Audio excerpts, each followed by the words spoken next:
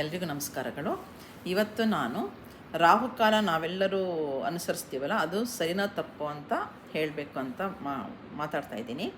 Actually ನಮ್ಮ calendar ನಾವು ನೋಡಿದಾಗ ಅದರಲ್ಲಿ ಬೆಳಿಗ್ಗೆ 6 ಗಂಟೆಗೆ ಸೂರ್ಯ ಉದಯ ಆದಾಗ ಮತ್ತು ಸಂಜೆ 6 ಗಂಟೆಗೆ ಸೂರ್ಯ ಅಸ್ತ ಆದರೆ ಮಾತ್ರ ಆ ರಾಹುಕಾಲ ಏನು ಅಲ್ಲಿ ಕೊಟ್ಟಿರ್ತಾರೋ ಅದನ್ನು ನಾವು ಅನುಸರಿಸಬೇಕು ಅಂತ ಅವರು ಅದರಲ್ಲೇ ಹೇಳಿರ್ತಾರೆ.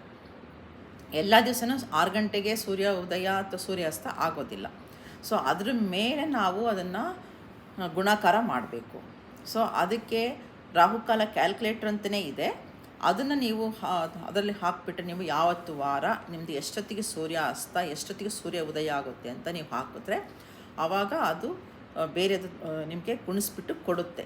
ಅದನ್ನು ನಾವು ಅನುಸರಿಸ್ಬೇಕು ವಿನಃ ಅದರಲ್ಲಿ 6 ಗಂಟೆಗೆ ನಿಮ್ಮ ಊರಲ್ಲಿ 6 ಗಂಟೆಗೆ ಬೆಳಗ್ಗೆ ಸೂರ್ಯ ಉದಯ ಆಗೋದು ಅಥವಾ ಸೂರ್ಯಾಸ್ತ 6 ಗಂಟೆಗೆ ಆದರೆ ಅದನ್ನು ನೀವು ಅನುಸರಿಸ್ಬೋದು.